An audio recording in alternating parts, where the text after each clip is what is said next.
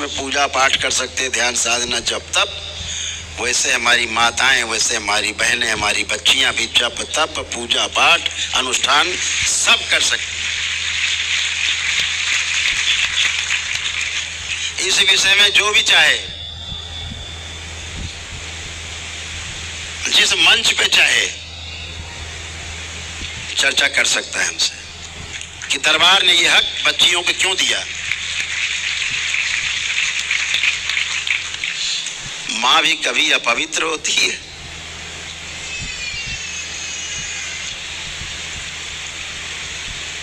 ध्यान रखो ऐसे कथावाचकों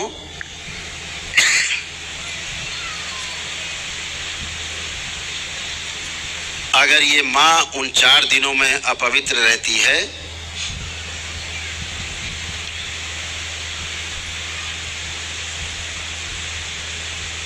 तो जिसके कारण तुम अपवित्र बता रहे हो उसी खून से तुम्हारे शरीर का निर्माण हुआ है।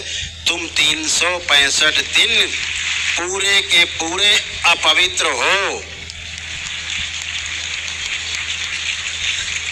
365 दिन अपवित्र हो तुम। मां तो केवल 4 दिन हो सकती है, तुम पूरे के पूरे 365 मृत्यु तक, जन्म से लेकर मृत्यु तक तुम अपवित्र हो।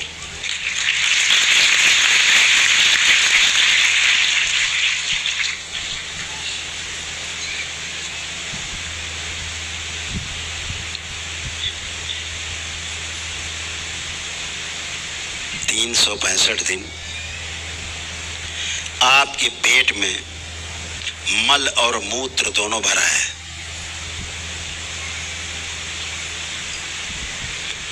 पुरुष समाज से कहना चाहते हैं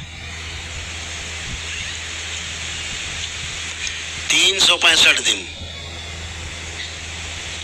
मल और मूत्र दोनों तुम्हारे शरीर के अंदर भरा हुआ है। तो ध्यान रखो तुम किसी पूजा पाठ में जब तप अनुष्ठान में 365 दिन तक बैठने के अधिकारी नहीं हो।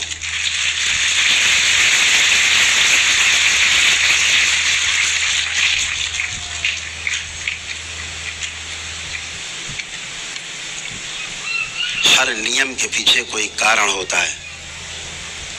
माताओं बहनों को अगर उन 4 दिन पूजा पाठ से, घर का खाना बनाने से, घर के काम काज से दूर रखा गया तो उसके पीछे कारण था कि नियम बना दिया, डर पैदा कर दिया घर में, परिवार में, समाज में।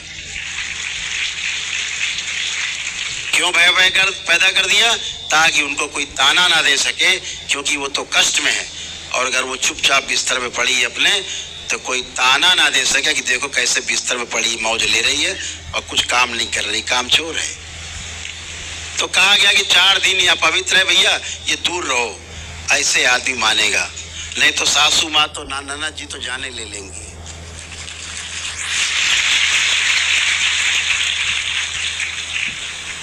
तो अगर वो 4 दिन पड़ी है चुपचाप तो कोई उसके ऊपर आक्षेप ना लगे, इसलिए 4 दिन उसको विश्राम के लिए दिए गए, ना कि वो अपवित्र हो गई है इसलिए दिए गए।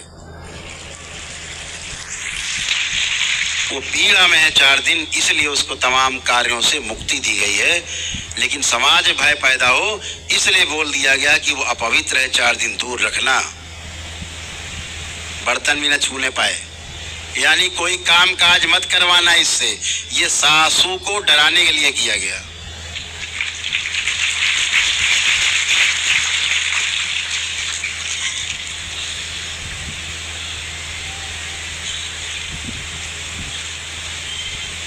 अब मर्जी बच्चियों की, माताओं की, अगर वो अपने को स्वस्थ फील कर रही है तो अपना काम करेंगी, अपने बच्चों को देखेंगी, पति को देखेंगी, घर को देखेंगी, या जो भी कार्य करती देखेंगी। इसमें आप कौन होते हैं उंगली उठाने वाले कि आप अपवित्र हैं और पूजा पाठ से दूर रहना, छूना मत। वो कुछ भी करे आपसे ज्यादा पवित्र है। क्यों? वो आपका ख्याल करती है, आपकी चिंता करती है, आपके लिए अपना खून पसीना बना के रोज बहाती है आपके लिए, चिंता करके आंसू बहाती है आपके लिए, ईश्वर से प्रार्थना करती है, जप तप उपवास करती है आपको, कहीं भाई के नाम, कहीं पिता के नाम, कहीं पति के नाम पर आपका उपवास रखती है कि आपकी उम्र लंबी हो। और आप कहते हो कि तुम अपवित्र हो। लज्जा आनी चाहिए ऐसे कथावाचकों को और ऐसे धर्माचार्यों को भी। ये बात मैं काशी से बोल रहा हूं।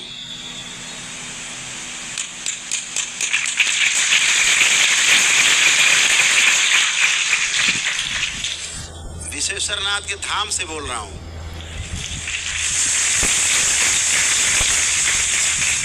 इस काशी के एक एक कण में विराजमान शिव और मां की शक्ति के चरणों में बैठ के कह रहा हूं कि जो मैं कह रहा हूं अपनी बात पर अटल हूं। कोई मुझसे जब चाहे तब चर्चा कर सकता है।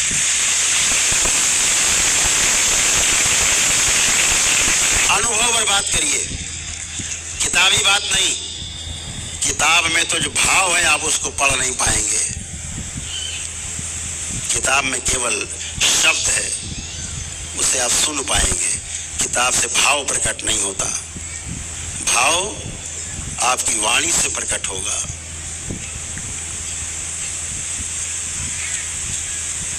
जो अनुभव हुआ है तो भाव आपके वक्तव्य से प्रकट होगा। तो कुछ ऐसे लोग हैं जिन्होंने अभी कम से कम पिछले 2-3 महीने से राष्ट्रीय चैनल्स पर और सोशल मीडिया पर महिलाओं, बच्चियों को टारगेट करके रखा हुआ है।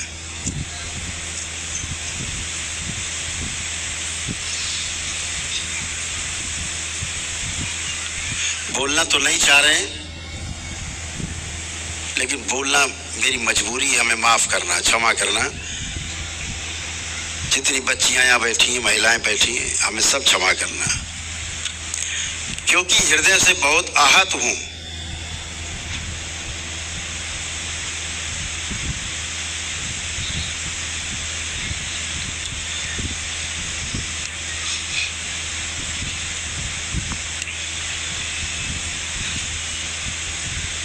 शर्म आती है ऐसे आदमी का नाम लेने से भी। मर्यादा में मैं अनिरुद्धाचार्य जी बोलता हूं, अनिरुद्ध बोलने का भी मन नहीं करता इस आदमी को।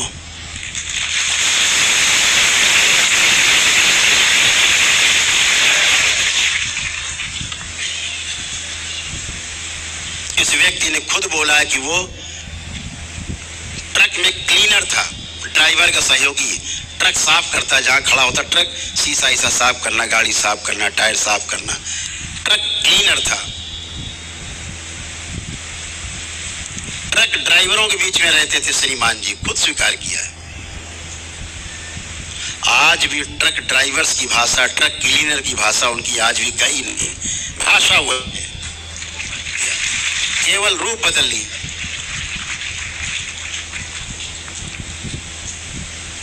कथावाचक हो गए, कहते गुरु हो गए। वो गुरु शब्द का पहले अर्थ समझ लो, फिर गुरु, फिर चर्चा करना।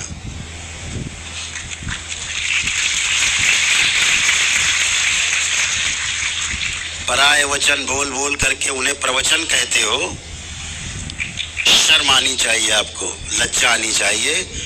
नारियों के मान सम्मान पे, उनके स्वाभिमान पर चोट करते हो। ये श्रीमान जी कहते हैं कि 25 साल की जब बच्ची हो जाती तो 4-5 जगह मुंह मार चुकी होती है।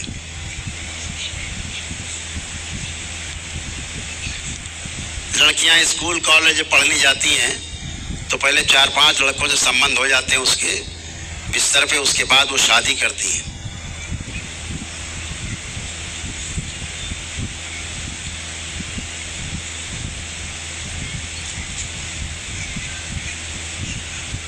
मैंने कहा आश्चर्य होता है कि तुमको कहीं रानी लक्ष्मीबाई अहिल्या बाई अभी तक मिली क्यों नहीं तुमको किसी मंच पे?